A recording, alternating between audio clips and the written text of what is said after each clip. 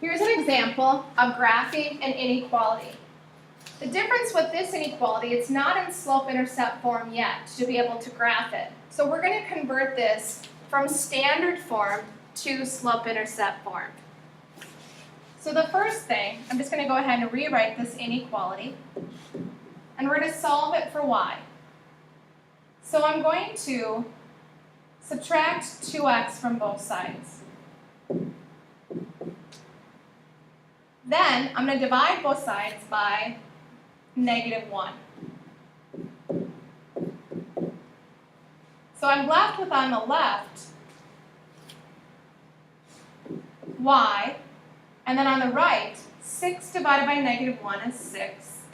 -2 divided by -1 is +2, and then the x.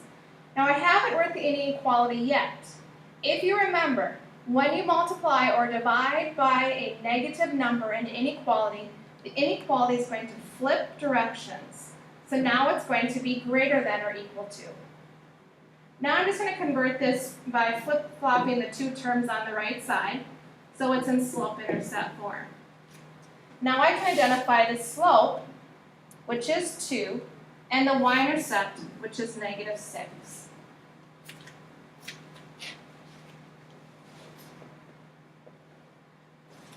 Now I'm going to graph the y-intercept first, so I'm going to go down 6, then create my slope of rise 2, run 1, rise 2, run 1, or down 2, left 1. And since this inequality is equal to, it's going to be a solid line. Then, just like the other examples, I would test a point above and test a point below and see which one is true.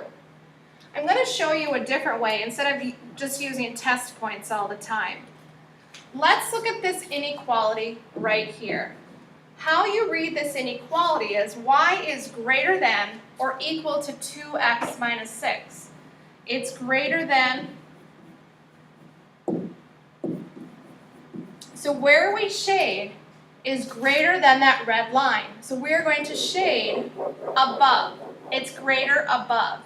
If that said y is less than or equal to, then we would shade below. If you wanted to verify, you could test a point below and above and see which one is true, and then shade that region.